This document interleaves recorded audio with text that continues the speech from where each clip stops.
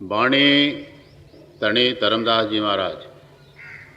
साहिब कौन देश मोहे डारा, साहिब कौन देश मोहे डारा, वह तो देश अमर हंसन का, ये जग काल पसारा। देवो शब्द अजर हंसन का, बौर नावे अवतारा। अब ये कहते हैं कि जब हम इस स्टेज को पा लेते हैं तो तभी हमारे जन्म मन का जो सिलसिला है यह ख़त्म होता है। जब तक हम त्रिगुणातीत नहीं होते, अपने गुरु में लीन नहीं होते, निजगन नहीं पहुँचते, ये जो सिलसिला है तनासक का, ट्रांसमाइग्रेशन ऑफ सोल का, cycle of birth and death का, ये ख़त्म नहीं होता है। तो इसीलिए वो प्रार्थना करते हैं कि हमें अपने देश में ले जाइए, ताकि ये जितनी अज़ियतें हैं, जितनी तकलीफ़ें हैं, ये हमारी सब के सब ख़त्म हो जाएं और हम हमेशा का सुख, हमेशा का चैन और हमेशा की समस्ती पा जाएं। निर्गुण सगुण द्वंद पसारा, पड़ गए काल की धारा। अब ये हमारे जो इंसानी जीवन है उसके मतलब बड़ी राज की बात कहते हैं। ये तो सच है कि जिस किसी ने प्रभु को पाया है, भक्ति के द्वारा पाया है, और जो उसे पाएगा वो भक्ति के द्वारा ही पाएगा। अब जो हमारा भक्ति काल है, इसके दो स्कूल हैं, दो सिलसिले हैं। एक सगुण का सिलसिला है और एक निर्गुण का सिलसिला है। सगुण में हम ये करते हैं कि हम किसी आकार को या किसी मूर्ति को प्रभु का सिंबल मान लेते हैं और उसकी पूजा करते हैं।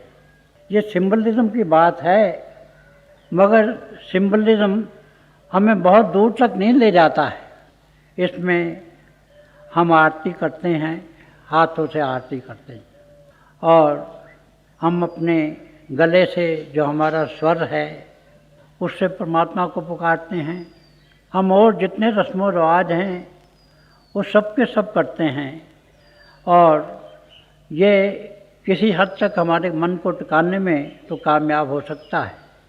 ये as a mean to an end तो ठीक है, मगर ये हमारी आखिरी मंजिल तक नहीं पहुंचाता है। तो ये जो सगुन का मामला है, इसके तीन जो बहुत बड़े प्रतीक माने जाते हैं वो है मीराबाई और सूरदास जी और गोसाई तुलसीदास जी। मगर अगर आप इनकी वानियों को देखें, क्योंकि आप सबकी 500 साल बरसियाँ मनाई जा रही हैं, इन पे बहुत बड़ी इंक्वायरी की जा रही है, बहुत रिसर्च हो रही है। तो मीराबाई जी ने भी यही कहा है कि मैं चली तो थी सगुन के रास्ते, पर आखिर में मुझे जब दयादास जी मिले तो वो मुझे निजगढ़ में ले गए। तो इन तीनों महापुरुषों ने अपने जीवन का आगाज़ जो किया, जो आरंभ किया, वो तो सगुन से किया, और इनका अंत जो था वो निर्गुण में था। इसी तरह से सूरदास जी कहते हैं, उन्होंने जब उपासना की शुरू में तो सगुन से की, और उन्होंने अपनी वाणी में बाल साइकोलॉजी का जितना अच्छा चित्रण किया है, उतना अच्छा चित्रण दुनिया के किसी ज़बान में नहीं है। लेकिन आखिर में उन्होंने भी आके यही कहा कि जब मैं अपने प्रभु के दरबार में पहुंचा तो वहाँ नूर का आलम है, नूर ही नूर है, वहाँ नगमा ही नगमा है, और वहाँ इतना नूर है कि जिसे देख के श्री कृष्ण महाराज भी लज जाते हैं। और यही बात गोसाई तुलसीदास साहब ने भी की। उन्होंने रामचरितमानस लिखा है, जो हिंदुस्तान के दो बड़े मास्टरपीसेस हैं, एपिक्स हैं, उनमें से एक है, मगर वो भी बाल कांड और उत्तरकांड में कहते हैं कि अगर राम भी जो चाहें कि नाम की उपमा कर सकें तो वो भी नहीं कर सकते हैं। उन्होंने नाम का राम का बड़ी खूबसूरती से मुकाबला किया है। तो अगर हम हिस्ट्री को गौर से पढ़ें, संतों की हिस्ट्री को, इंडियन मिस्टिसिज्म की हिस्ट्री को, तो हमें मालूम होगा कि जो कोई अपने आखिरी मुकाम पे पहुंचा है, आखिरी मंजिल पे पहुंचा है, वो निर्गुण के ज़रिए पहुंचा है। भले ही उसने अपनी ज़िंदगी का आगाज़ सगुन से किया हो, और जहाँ तक निर्गुण का ताल्लुक़ है वहाँ तक इसके सबसे बड़े प्रतीक गुरु नानक साहब, कबीर साहब आदि माने जाते हैं। वो ये कहते हैं कि जो गुरु है उसका कोई आकार नहीं है, गुरु जो है उसका एक गुण नहीं है। तो ये सिलसिला जो है सगुण का और निर्गुण का, ये बड़ी मुद्दत से एक वाद विवाद का सिलसिला बना हुआ है, मगर हमारे हुजूर पुरनूर ने इसे ऐसे खूबसूरत ढंग से सुलझाया है कि जिसकी कोई तारीफ़ नहीं हो सकती। वो जो फरमाया करते थे कि देखिए, अगर हम निर्गुण कहते हैं, सगुण तो हम प्रभु को कहते ही हैं कि जो प्रभु है वो सब कुछ जानने वाला है, वो सर्वशक्तिमान है, वो सर्वव्यापी है। ये तो हुई कि उसका कोई गुण हुआ। अब दूसरी तरफ जब हम ये कहते हैं कि उसका कोई गुण नहीं है, उसकी कोई सिफत नहीं है, तो ये भी तो एक गुण है। अगर किसी का ये कहते हैं कि इसका कोई गुण नहीं है, तो वो तो गुण के दायरे में आ जाता है। और असल में एक और ताकत है, वो इन दोनों के पीछे है, जो इन दोनों को आधार देती है, सगुण को भी और निर्गुण को भी। और वो कहते हैं जो संत महात्मा हैं, जो संत मत के महात्मा हैं, वो उस ताकत का आधार देते हैं जिसमें निर्गुण और सगुण दोनों ही बेस्ड हैं। और इसी के मुतालिक कबीर साहब ने भी कहा है कि एक कहूँ तो है नहीं, दो कहूँ तो गार, जैसा है तैसा रहे, कहे कबीर बचार। कि देखिए, अगर हम ये कहते हैं कि प्रभु एक है, तो हमारे दिमाग में ये ख्याल आता है कि भाई कोई दूसरा भी होगा। और अगर हम ये कहते हैं कि प्रभु दो हैं, तो ये बात गलत है। हम ये कहते हैं कि एक प्रभु है, एक नेचर है, तो वो कहते हैं ये बात गलत है, क्योंकि नेचर जो है वो तो प्रभु का ही अंग है। और अगर हम कहें प्रभु एक है, तो जब हमारे दिमाग में एक का ख्याल आता है, तो उसके साथ ही ज़रूरी के ख्याल आता है कि कोई दूसरा भी होगा, कोई तीसरा भी होगा। ये भी गलत है। तो वो ये कहते हैं कि भाई सबसे अच्छी बात है कि जैसा है वैसा रहे। हम विचार के यही कहते हैं। और इसी तरह ये जो सगुण और निर्गुण का चक्र है, इसका चक्रव्यूह भी जो है, इसे हमारे हुजूर पुरनूर संत कृपाल सिंह जी महाराज ने कमाल खूबी से बयान किया है। वो जो फरमाया करते थे कि एक ऐसी शक्ति है, एक ऐसी ताकत है प्रभु की, जो सगुण और निर्गुण दोनों को ताकत देती है, और हम तो उसकी प्रस्तिश करते हैं। हम सगुण और निर्गुण दोनों से ऊपर चले जाते हैं, और वहीं पे जाके हमारी आत्मा जो है वो अपने गुरु में लीन होती है, और फिर जाके प्रभु में लीन हो जाती है। तो ये सगुण और निर्गुण का जो है, ये भी द्वंद्व पसारा है। इसमें बहुत किताबें लिखी जा चुकी हैं, बहुत इस पे डिस्कशन हो चुके हैं, लेकिन हकीकत ये है कि जिस किसी ने अपने जीवन का आगाज़, मैं उनकी बात कर रहा हूँ जो प्रभु से एकमिक हुए हैं, जिन्होंने अपनी मंजिल मकसूद को पाया है, जो हमेशा के लिए अमर हुए हैं, जो हमेशा के लिए मुक्त हुए हैं। अगर उन्होंने अपने जीवन का आगाज़ सगुण से किया है, तो भी वो निर्गुण में जाके बदल गए हैं, और निर्गुण से ऊपर जाके आखिर में ऐसी सत्ता कि वो श्रद्धालु हो गए हैं, उसके उपासक हो गए हैं, कि जिससे निर्गुण और सगुण दोनों को ताकत मिलती है। निर्गुण सगुण द्वंद्व पसारा, पढ़ गए काल के धारा। ये भी कहा गया है कि गुण सगुण दोहें ब्रह्म स्वरूपा। ये उसी ताकत की तरफ इशारा है कि जिसका वर्णन हमारे हुजूर पुनूर ने अपने लाजवाब शब्दों में किया है। जहाँ देश है सतपुरुष का, अजर अमी आहारा। अब वो कहते हैं कि वो जो सतपुरुष है, जो सतनाम है, उसका जो देश है, जो सचखंड है, वो उससे ऊपर है। और इसके पाने के लिए हमें अमृतसर में से अमृत पान करना पड़ता है। वही सर चश्मा कौसर है, वही असली मानसरोवर है, वही fountain head of the water of life है। वहीं से हमें अमृत मिलता है। और इसके लिए ख्वाजा हाफिज ने बड़ी खूबसूरती से अपनी वाणी में कहा है कि दोष ब वक्त सहर जो गुस्सा नजातम दादन, व दरी जुल्मत शब बाबे हजातम दादन। ये जो गुस्से का शब्द है, ये तसव्वुफ में उस स्टेज के लिए इस्तेमाल किया जाता है कि जब कोई प्रभु का भक्त, जब कोई सूफ़ी ऐसी हालत में पहुंच जाए कि he is cut off from the divine light, कि उसे अपने गुरु के दिव्य स्वरूप के दर्शन होते हों और वो किसी न किसी तरह कोई ऐसी गलती कर बैठे कि उसके नूरानी गुरु के चेहरे का जो स्वरूप है वो आना बंद हो जाए। तो ये कहते हैं कि कल की रात बड़ी मुबारक रात थी, बड़ी सुहानी रात थी। मैं तमाम रात तो इंतज़ार करता रहा। मैं अपने जो हंजू थे उनके मैं मोती केरता रहा और उससे माला बनाता रहा अपने महबूब के लिए। मैं जितने भी आसमान में सितारे थे मैं सब में गिनता रहा कि कब मुझ पे कृपा होगी। किसी ने एक शेर कहा था कि अभी गिनने हैं अभी चंद सितारे या रब, जब का अंजाम ना हो सुबह का आगाज ना हो। कि ये जो हिजर की रात होती है, ये इतनी रात होती है कि वो ये कहता है कि जितने आसमान के सितारे हैं मैंने सब के सब गिन डाले, अभी तो चंद एक सितारे रह गए हैं।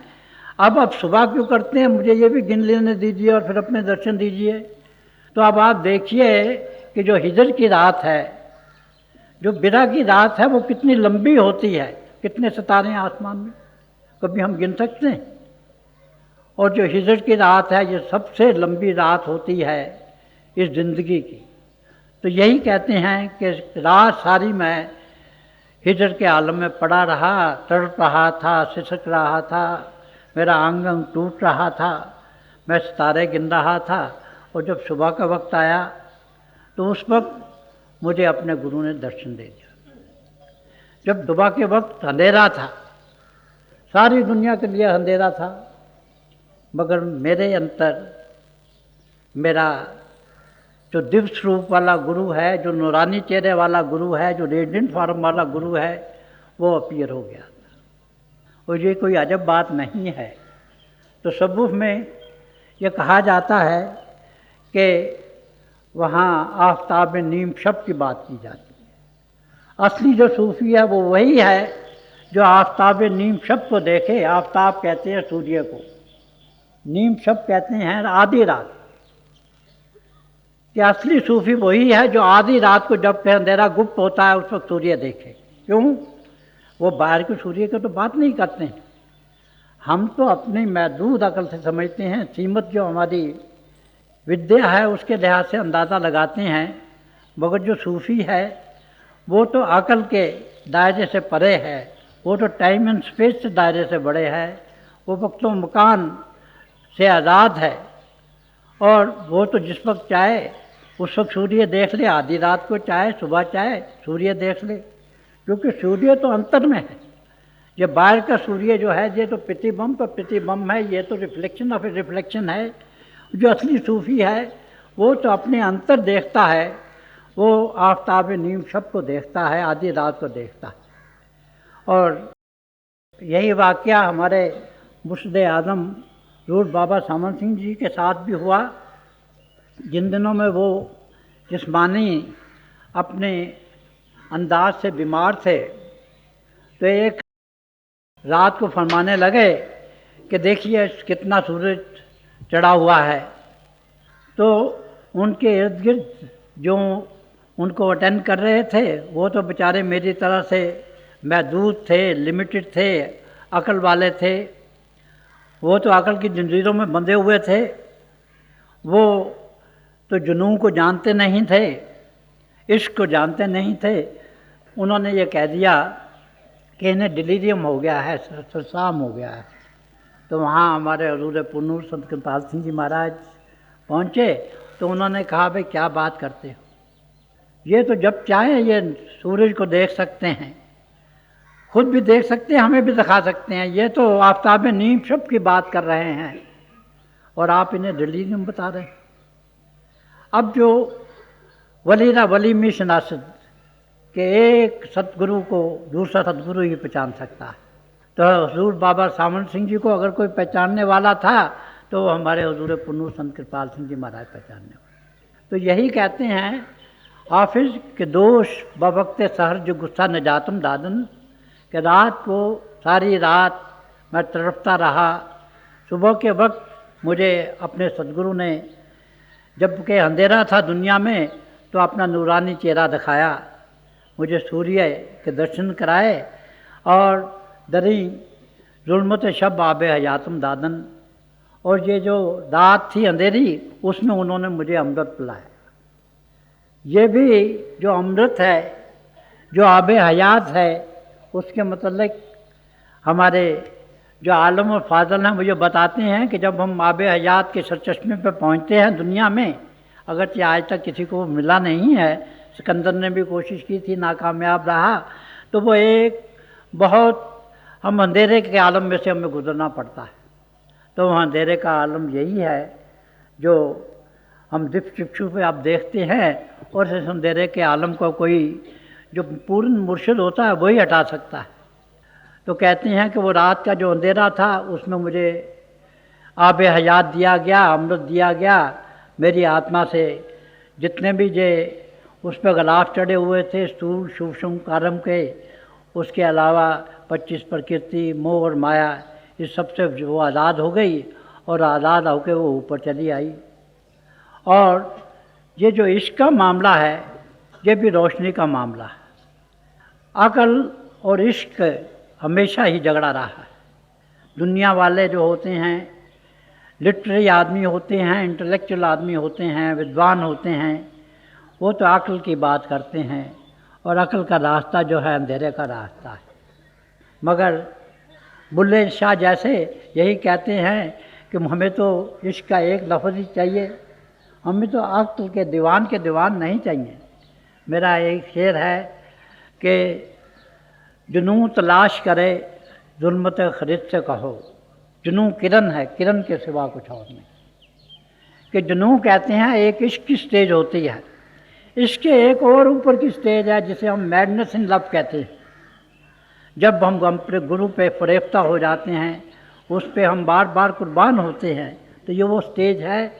और जो जुनून की स्टेज है वो किरण की बात है, वो रोशनी की बात है। जहाँ तक हमारी अकल का दायरा है वो अंधेरे का दायरा है।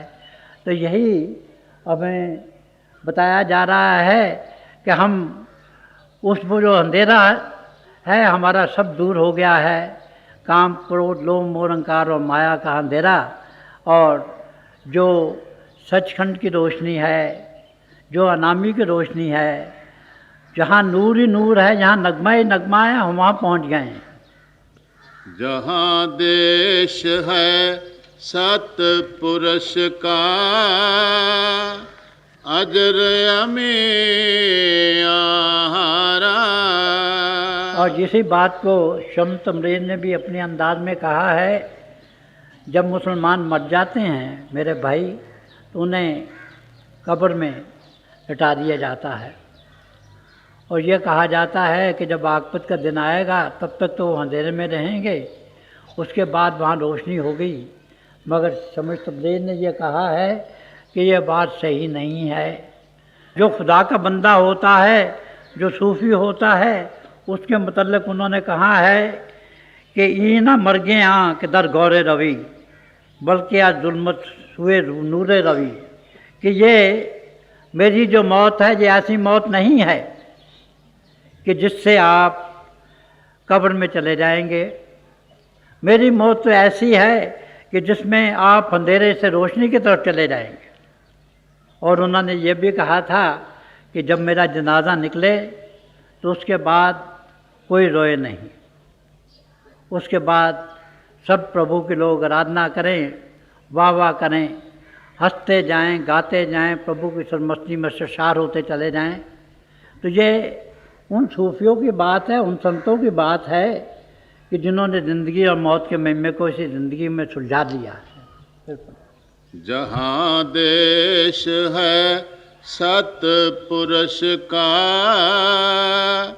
अजर अमी आहारा, धर्मदास बिनवे कर जोड़े, अब के अर्ज हमारा।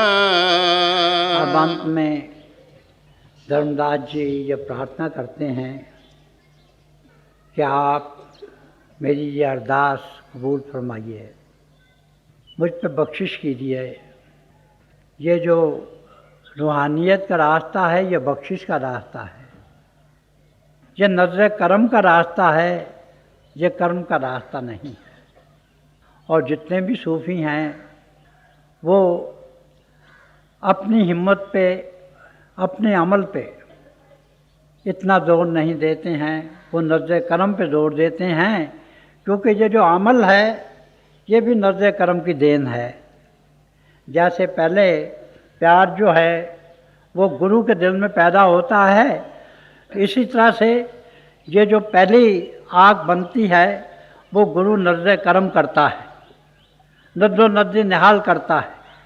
हमें अपनी वो जो शुआएँ हैं रूहानी वो भेजता है, तो पहले एक छोटी आग बन जाती है, और जब उनकी नज़र करम हम पे होती है तो हम उसके सहारे थोड़ा सा अमल करते हैं, और जब अमल करते हैं तो दूसरी छोटी सी आग बन जाती है। और जब छोटी सी आग बनती है तो वो कहता है भाई इसने हिम्मत किया है, एक और बड़ी नज़र अनायत करता है, एक और बड़ी उसके साथ आग बन जाती है, और उसके साथ हम और ज़्यादा अमल करना शुरू कर जाते हैं।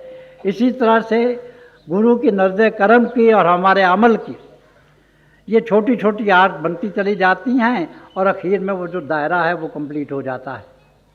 और ये जब दायरा हमारा कंप्लीट हो जाता है तो उस वक्त हम जाके प्रभु में मिल जाते हैं। हमारी जो ज़िंदगी का ध्येय है खुद शनासी और खुदा शनासी, अपने आप को जानना और प्रभु को पाना, वो पूरा हो जाता है। तो इसीलिए वो कह रहे हैं कि आप हम पे दया कीजिए, आप हमारे गुनाहों की तरफ नज़र नहीं डालिए, क्योंकि अगर आप ये देखेंगे कि हम में से कौन अधिकारी है तो हम में से कोई भी अधिकारी नहीं है। मुझे इस सिलसिले में एक वाक़या याद आ गया कि जब हमारे मुर्शिद आज़म हज़ूर बाबा सावन सिंह जी महाराज हमारे गांव सैयद कस्सा में तशरीफ़ ले गए, तो उन दिनों में बड़ा चर्चा था, बड़ी मुखालफत थी। तो वहाँ के इलाके के जितने भी फाजल थे, आलम थे, ग्रंथी थे, उन सब ने एक जगह अपना इकट्ठ किया और उन्होंने ये कहा कि हजूर से अर्ज़ की जाए कि वो गुरुद्वारे में आएँ और आके उनके सवालात के जवाब दें। तो हजूर नफ्स नफीस अपनी दया और मेल करते हुए गुरुद्वारे में चले गए। वहाँ उनसे हर प्रकार के सवाल पूछे गए, मगर सवाल पूछने वाला तो इंसान था और जवाब देने वाला तो प्रभु था, परमात्मा था, खुदा था। अब जब खुदा जवाब देने वाला होगा तो किसी के सवाल की क्या मजाल हो सकती है कि उसकी तसल्ली नहीं हो, उसकी तशफ़ी नहीं हो। उन सब की पूरी तसल्ली हो गई, तशफ़ी हो गई। तो जब कुछ ना बना उनसे, तो उनमें से एक आदमी ने उठ के कहा कि आप नाम तो दिया करें, मगर जो अधिकारी हो उसे ही नाम दिया करें। आप तो हर ऐरे गैरे नत्थू खैरे को नाम दे देते हैं। तो उस वक्त हमारे मुर्शिद आज़म, उनकी जो दया थी वो अपने शबाब पे आई और उन्होंने कहा कि भाई देखो, अगर कोई अमीर अपनी दौलत लुटाता है तो आपको क्या। और दूसरी बात यह है कि अगर आप अधिकारी की बात करते हैं तो मैं भी अधिकारी नहीं था। बाबा जी मेरे पास मरी में आए और उन्होंने आके मुझे ये नामदान की दौलत बख्शी। तो ये जो दूसरी बात है, ये तो उनकी इंकसारी थी, ह्यूमिलिटी थी, आजिज़ी थी। क्योंकि हमारे हुज़ूर पुरनूर अक्सर कहा करते थे कि अगर दुनिया में 100% ह्यूमिलिटी है, आजिज़ी है, तो उसमें से 99% जो है ये संतों महात्माओं के हिस्से में आई है। मगर उनकी नम्रता देखिए कि वो भी हमारे लेवल से बात करते हैं। और उन्होंने कहा कि वो भी अधिकारी नहीं थे, वो तो खुद प्रभु थे। मगर हमारी हालत उन्होंने बिल्कुल ठीक बताई है कि हम अपने अमल से कुछ नहीं कर सकते। और ये जो रास्ता है, ये नज़र करम का रास्ता है, ये कर्म का रास्ता नहीं है। और अगर हम कुछ अमल करते हैं तो ये भी उसी नज़र करम का नतीजा होता है। नज़र करम जब हम पे पड़ती है तो वो हमसे कुछ अमल करा लेती है। तो यही बता रहे हैं कि आप हम पे दया कीजिए, हमारे गुनाहों की तरफ नज़र नहीं कीजिए, क्योंकि हम तो आपके कर्म के अधिकारी नहीं हैं। हम में तो कोई गुण नहीं है और हम बिल्कुल इस काबिल नहीं हैं कि हम आपके चरणों की जो दूरी है उसे अपनी मस्तक से लगा सकें। तो आप हम पे करम कीजिए, रहम कीजिए, हमें अपने चरणों में बुलाइए। चरणों में बुला के हमें जीते जी मरने की विद्या सिखाइए, नामदान दीजिए। सुल्तान अख्तियार से हमें आप सरफराजिए, जिस्म और जिस्मानियत से ऊपर लाइए। तारागण, चंद्रमा और सूर्य से ऊपर ला के अपने दिव्य स्वरूप के दर्शन कराइए और अपनी छत्र छाया में सूक्ष्म और कारण देशों से ऊपर लाकर हमें असली अमृतसर में स्नान कराइए। हमें अमृत का जलपान बख्शिए और फिर उससे ऊपर जाके पहले अपने आप में हमें लीन कर दीजिए, निजगढ़ पुता दीजिए और फिर जाके प्रभु से हमें मिला दीजिए, जहाँ जाके हमें हमेशा की खुशी, हमेशा की सरशारी, हमेशा की सरपस्ती मिलती है। यहाँ आनंद ही आनंद है, यहाँ मुक्ति ही मुक्ति है, जहाँ 84 लाख जिया जून का कोई दखल नहीं है। यहाँ पहुँच के हम प्रभु से एकमिक हो जाते हैं और वो खुशी का आलम है। वहाँ नूर ही नूर है, वहाँ नगमा ही नगमा है और वहाँ जाके फिर 84 लाख जिया जून के दुखों से हमारा कोई सरोकार नहीं रहता। तो यही हमारी इल्तिजा है आपसे, यही आपसे बेनती है, यही हमारी आपसे अर्ज़ोई है, यही अरदास है। आप मेहरबानी करके इस अरदास को पूरा कीजिए ताकि हमारी ज़िंदगी का ये जो देह है अपने आप को पाने का, प्रभु को पाने का, खुदशनासी का और खुदाशनासी का, सेल्फ नॉलेज का और गॉड रियलाइजेशन का वो पूरा हो जाए। धन्यवाद।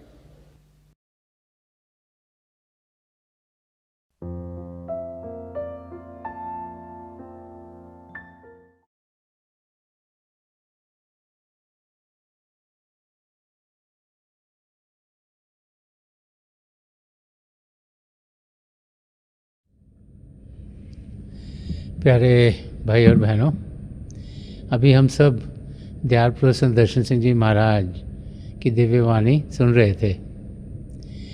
जब भी हमें संत दर्शन सिंह जी महाराज के शब्द सुनने को मिलते हैं तो एक नया रास्ता हम सब के लिए खुल जाता है जिसके ज़रिए हम अपनी मंजिल तक पहुंच सकें। वो रास्ता प्रेम का रास्ता है, वो रास्ता अध्यात्म का रास्ता है। तो थोड़ी देर के लिए आप सब अभ्यास के लिए बैठ जाएं। आप जहाँ भी बैठें आराम से बैठिएगा, अपनी आंखें बंद कर लीजिएगा और ये आँखों के डेले आई बॉल्स हैं सीधे सामने फोकस होने चाहिए, जैसे 8-10 इंच आपके सामने फोकस हैं। आंखें बंद करते ही वो भाई बहन जिन्हें नाम की देन मिली है आप सिमरन कीजिएगा। और जो भाई बहन यहाँ नए हैं, आप पिता परमेश्वर के किसी भी जाति नाम का जाप कीजिएगा। जाप मन ही मन करना, ऊंचा नहीं दोहराना। आपके सामने रोशनी के चिन्ह आपको देखने को मिलेंगे। शुरू में शायद ऐसे लगेगा रोशनी आकर जा रही है, रोशनी के चक्र हैं, लेकिन जैसे जैसे आपका ध्यान टिकता चला जाएगा आपको लगेगा रोशनियाँ टिक गई हैं और बहुत से नज़ारे आपको देखने में मिलेंगे। तो जो कुछ आपको दिखता है उसे बड़े आराम से देखिए, प्रेम से देखिए, और आप देखेंगे कि आपकी ज़िंदगी में आपको कितना सुकून मिलेगा, कितनी शांति मिलेगी और आपकी ज़िंदगी प्रभु के प्रेम से भरपूर होनी शुरू हो जाएगी। थोड़ी देर के लिए आप सब अभ्यास के लिए बैठ जाएं। प्रभु की दया हो कि हम सब जो पिछली सेंचुरी के महापुरुष हैं, हजूर बाबा सावन सिंह जी महाराज, परम संत कृपाल सिंह जी महाराज और दयाल पुरुष संत दर्शन सिंह जी महाराज, उनके वचनों को अपनी ज़िंदगी में ढालें और अभ्यास के ज़रिए प्रभु की प्राप्ति करें। थोड़ी देर में आप सबको इस अभ्यास से उठाऊंगा और मेरी शुभकामनाएं आप सबके साथ हैं।